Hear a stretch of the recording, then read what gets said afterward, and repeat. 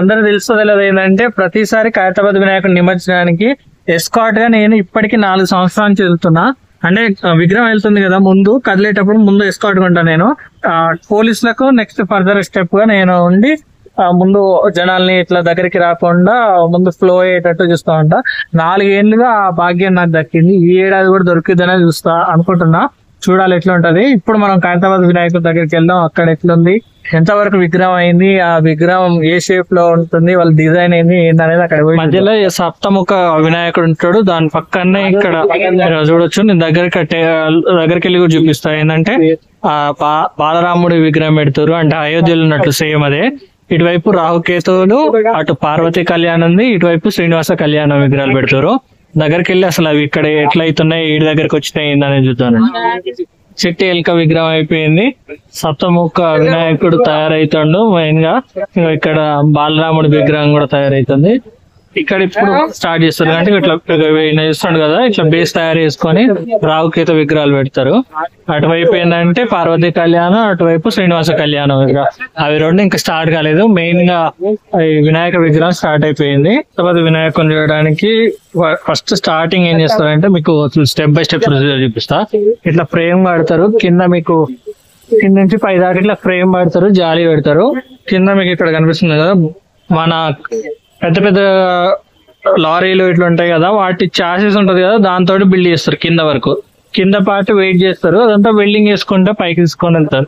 వెళ్ళిన తర్వాత ఏం చేస్తారంటే ఆ పైన ఉంది కదా జాలి లెక్క కట్టేస్తారు. దానికి ముందు సపోర్ట్ తెచ్చుకుంటారు. ఏ షేప్ అనుకుంటారో ఆ షేప్ ప్రకారం ఈ వెల్డింగ్స్ ఇవన్నీ కంప్లీట్ చేసిన తర్వాత ఏం చేస్తారంటే ఫర్దర్ గా గడ్డిని తీసుకుంటారు. ఎందుకంటే ఓవర్ వెయిట్ కాకుండా గడ్డిని తీసుకొని ఆ గడ్డిని కూడా ఇక్కడ మట్టిని ఉంది కదా, మట్టిని ఇట్లా వీటిలలో ఈ డ్రమ్స్ లో నింపుకొని వాటిని వాటర్ కలిపి దాని లిక్విడ్ లో ఈ గడ్డిని ముంచుతారు. అట్లా ముంచిన తర్వాత వాటిని అట్లా తయారు చేసుకుంటారు.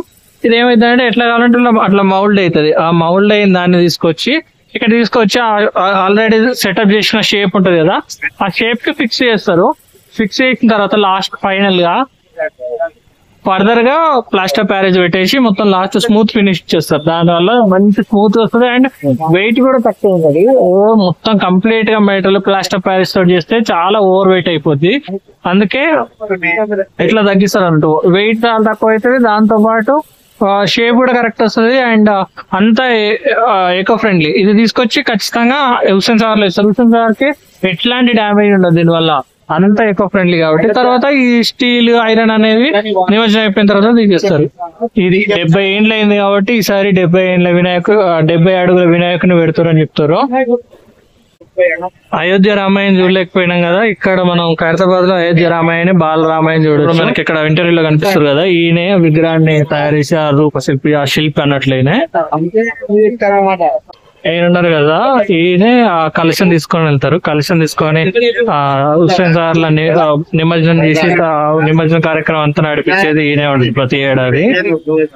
నా పాత వీడియోలు చూస్తే మీకు తెలుస్తారు ఈయన ఎవరు ఏంది అనేది. వీళ్ళంతా కమిటీ మెంబర్స్. బ్రహ్మాండమైనటువంటి బ్రహ్మ విష్ణు మహేశ్వరులు లక్ష్మీ పార్వతి ముగ్గురు అమ్మవార్లను ఏర్పాటు చేయడం జరిగింది. మరొక అయితే లోక కళ్యాణం జరగాలనే ఉద్దేశంతో శివ పార్వతి కళ్యాణం చేస్తా ఉన్నాము. శ్రీనివాస కళ్యాణం కూడా మన జరగబోతా ఉన్నాం. దాంతో పాటు ప్రజలందరూ అయోధ్య వెళ్లి చూడలేరు కాబట్టి బాలరాముని కూడా అక్కడ నుంచి ఇక్కడ ఏ విధంగా ఉంటాడో ఆ విధంగా ఇక్కడ తయారు చేయడం జరుగుతాం కూడా. బాలరాముని రూపంలో మీరు చూసినట్టయితే ఈ మొత్తంలో శ్రీ మహావిష్ణువు వచ్చే దశావతారము, ఇక్కడ గరుత్మంతుడు, ఇక్కడ హనుమంతుడు, పైన మహాలక్ష్మి అవతారం కూడా ఏర్పాటు చేయడం జరుగుతుంది అనమాట. అయోధ్య వెళ్ళిన వాళ్ళు కూడా ఇక్కడ వచ్చి దర్శించుకోవచ్చు. ఆ ఉద్దేశంతో శ్రీ రాజేందర్ గారు, అదేవిధంగా సత్యరాజ్ గారు తీసుకు డిజైన్ అనేది రచించారు. మరి ఇచ్చిన తయారు తమిళనాడు ఒరిస్సా కళాకారులు వచ్చి దీన్ని చూడొచ్చు. ఎంతవరకు అయితే చూడొచ్చు. ఎందుకంటే మాకు ఒక 20 రోజులు సమయం ఉంది. 34 రోజులు ఫెస్టివల్ ఉన్నా కానీ మనకు 20 రోజులు సమయం ఉంది. దానివల్ల పెయింట్ కూడా వేయాలి కాబట్టి ఇన్ టైమ్ లో కంప్లీట్ చేసేస్తాం. ఒక 1 వీక్ లో ఒక భగవంతుని అవుట్లైన్ అన్ని రూపాయల అవుట్లైన్ అనేది వచ్చేస్తారు. దాదాపు 120 మంది కళాకారులు పనిచేస్తా ఉన్నారు. ఇంకో సపోర్ట్ లో ఇంకో 20 మంది కళాకారులు చేయడం జరుగుతుంది అనమాట. మొత్తం శిల్పి రాజేందర్ గారు అండర్ లో తమిళనాడు మూర్తి గారు, ఒరిస్సా సంబంధించిన జోల గారు అనే ఆర్టిస్ట్ వాళ్ళు వీళ్ళందరూ కలిసి చాలా రోజులు అయింది కాదు, నెలలు సంవత్సరాలు కూడా అయిపోయింది. ఒకసారి మళ్ళీ ట్రై చేద్దామని ఇక్కడ ఖైరతాబాద్ వినాయక సెంటర్ వస్తుంటే ఇక్కడ 5 రూపీస్ మీల్స్ ఉంది. చాలా బాగుంటది. ఇది రేట్ తక్కువ కదా ఎట్లుంటుందో అని అనుకోవద్దు, చాలా బాగుంటది. లోపలికి వెళ్ళి తీసుకొని ఫుడ్ తీసుకొని అసలు ఎట్లుంటది ఏంటని మీకు చూపిస్తారండి. ఇట్లా పప్పు కర్రీ ఒక పచ్చడి అన్నంతో ఇస్తారు. చాలా బాగుంటుంది టేస్ట్ కూడా. ఎంతో మంది ఆకలి తీరుస్తున్న హరే కృష్ణ మూవ్మెంట్ వాళ్ళకి నా తరపున అభినందనలు. వాళ్ళకి ఇదే హైదరాబాద్ యొక్క గొప్పతనం. 5 రూపాయలతో ఒక పూట భోజనం చేయొచ్చు, 500తో చేయొచ్చు, 5,000తో కూడా చేయొచ్చు. లగ్జరీగా బతకొచ్చు, సింపుల్గా బతకొచ్చు. అందుకే one of the best liveable city in the world. ఇప్పుడు నేను ఉన్నది ఇది మింట్ కాంపౌండ్. మింట్ కాంపౌండ్ అంటే ఏంటంటే కాయిన్స్ తయారు చేస్తారు. నిజాం టైం నుంచి ఉంది ఇది. దాదాపు ఇండియాలో ఒక 5 రూపీస్ కాయిన్స్ అన్ని ఇక్కడి నుంచే తయారై ఇక్కడి నుంచే మొత్తం ఆల్ ఓవర్ ఇండియాకి డిస్ట్రిబ్యూట్ అవుతాయి. దాంతో పాటు ఏంటంటే మింట్ కాంపౌండ్ స్పెషాలిటీ మీకు ఫర్దర్ ఇక్కడ చూపిస్తా చూడండి. ఇక్కడ నేతాజీ కాయిన్ కనిపిస్తుంది కదా, ఇదేంటంటే కొన్ని యానివర్సరీలకు ఇట్లా కాయిన్స్ ని తయారు చేస్తారు, అమ్ముతారు. అంటే చాలా ఎక్కువ కాస్ట్ ఉంటుంది. అది ఒక 5,000 10,000 అట్లా ఉంటది. అట్లా ఈ మధ్య రీసెంట్ గా నందమూరి తారక రామారావు గారి కాయిన్ చేసి ఇక్కడనే అమ్మండి. అది వెబ్సైట్ లో కొనుక్కోవచ్చు, లేదా ఇక్కడ మింట్ కాంపౌండ్ కి వచ్చి డైరెక్ట్ గా కొనుక్కోవచ్చు. మన ఖైరతాబాద్ వినాయకుడికి పోయే వేలో దగ్గరలో ఉంటది ఇది. లోపలికి వెళ్ళే మ్యూజియం కూడా ఉంటది.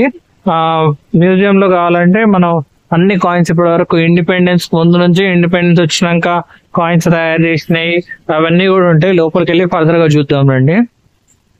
మింట్ కాంపౌండ్ హిస్టరీ ఇదంతా ఉంది. ఇది ఫస్ట్ రూపాయి కాయిన్ అట, షేర్ షా చేసింది ఈ కాయిన్.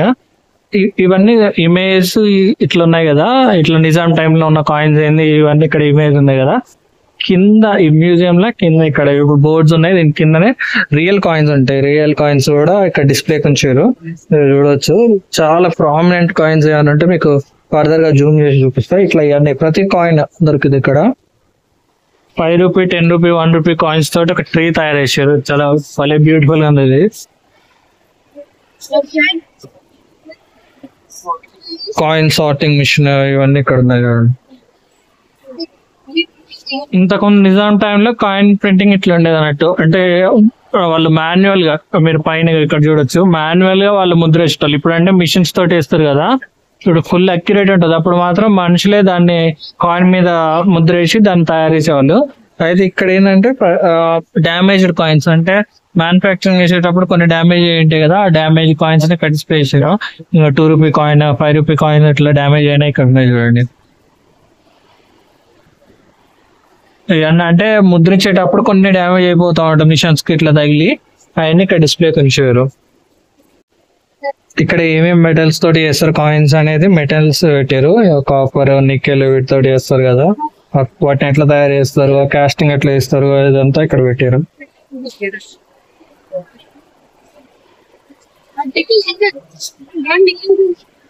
ఓల్డెస్ట్ కాయిన్స్ అంటే ఇండిపెండెన్స్ ముందు ఉన్నాయి, చాలా పాత కాయిన్స్. అంటే ఆర్కియాలజీ డిపార్ట్మెంట్ వాళ్ళకి దొరికినాయి. రాజరాజ చోళ కాయిన్స్ కూడా చూడొచ్చు ఇక్కడ. అసబ్జాయి టైంలో అంటే నిజాం టైంలో మాన్యువల్ గా తయారు చేసిన కాయిన్స్ పనిముట్లు ఇవన్నీ ఇక్కడ ఇచ్చారు. డిఫరెంట్ మెటల్స్ సంబంధించిన coins. First starting gold coins, అవి తర్వాత సిల్వర్ కాయిన్స్, బ్రౌన్ కాయిన్స్. ఇంతకు ముందు ఫస్ట్ కాయిన్స్ తయారు చేసినప్పుడు ఎట్లా అంటే గోల్డ్ కాయిన్సే ఉండేవి అన్నీ, కానీ అంత గోల్డ్ ప్రొడ్యూస్ చేయలేరు కాబట్టి తర్వాత అవి నార్మల్ కాయిన్స్ ప్రొడ్యూస్ చేయడం ఇట్లా ఇవ్వడం స్టార్ట్ అయింది. ఇక్కడ మన ఇండియన్ కరెన్సీతో పాటు వేరే ఇప్పుడు జపాన్ కరెన్సీ ఎన్నో వీటికి సంబంధించిన ఈ కాయిన్స్ కూడా ఉన్నాయి. చాలా కాయిన్స్ ఉన్నాయి ఇక్కడ. కాయిన్స్ గురించి కంప్లీట్ హిస్టరీ తెలుసుకోవచ్చు ఇట్లా మింట్ కాంపౌండ్కి వస్తే. చాలామంది స్టూడెంట్స్ కూడా వస్తారు, ఇట్లా ఒక స్కూల్ స్టూడెంట్స్ వచ్చారు చూడండి, వీళ్ళందరూ గ్రూప్ పిక్చర్ తీసుకుంటారు. అండ్ బెస్ట్ పార్ట్ ఏంటంటే ఇది ఎంట్రీ కూడా ఫ్రీ ఎంట్రీకి వచ్చేసి అన్ని కాయిన్స్ చూడొచ్చు. ఇప్పుడు మీ స్కూల్ వాళ్ళు అలా చేస్తే స్కూల్ వాళ్ళతో రండి, లేదా ఫర్దర్గా మీ పిల్లలకి ఇట్లా ఇష్టం ఉంటే హైదరాబాద్లో ఉన్న వాళ్ళు ఖైరతాబాద్ వినాయకుని దగ్గరలోనే ఉంటుంది, వచ్చి చూడవచ్చు మీరు. నాకు ఇండియన్ కాయిన్స్ ఇండియన్ కరెన్సీ ఏది చూసినా నాకు ఎప్పటికీ ఒక డ్రీమ్ ఉంటుంది. ఏంటంటే అన్ని కరెన్సీల మీద మొత్తం మహాత్మా గాంధీ బొమ్మలే ఉంటాయి. నాకు నేతాజీ బొమ్మని ఇండియన్ కరెన్సీ చూడాలని ఆశ ఉంది. 500 రూపాయల నోటు మీద కరెన్సీ మీద నేతాజీ సుభాష్ చంద్రబోస్ ఉండాలనేది నా డ్రీము. ఆయన వేసిన ఫైట్ ఎవరూ చేయలేదు, కానీ ఆయనకు కావాల్సిన గుర్తింపు దక్కట్లేదు. చాలా మంది పిల్లలకి ఇప్పుడున్న జనరేషన్ వాళ్ళకి అసలు నేతాజీ సుభాష్ చంద్రబోస్ తెలియని వాళ్ళు ఉన్నారు. అందుకే ఆయన ఫేస్ ని మన నోట్స్ మీద ఇట్లా పెడితే ఫర్దర్ వాళ్ళకి పిల్లలకి కానీ అందరికి ఆయన గురించి తెలుసుకునే అవకాశం ఉంటుందని నేను భావిస్తున్నా. మీరు ఏమనుకుంటారో నాకు కింద కామెంట్ సెక్షన్ లో చెప్పండి. నెక్స్ట్ వీడియోలో కలుద్దాం. అప్పటి వరకు జై హింద్, జై శ్రీరామ్.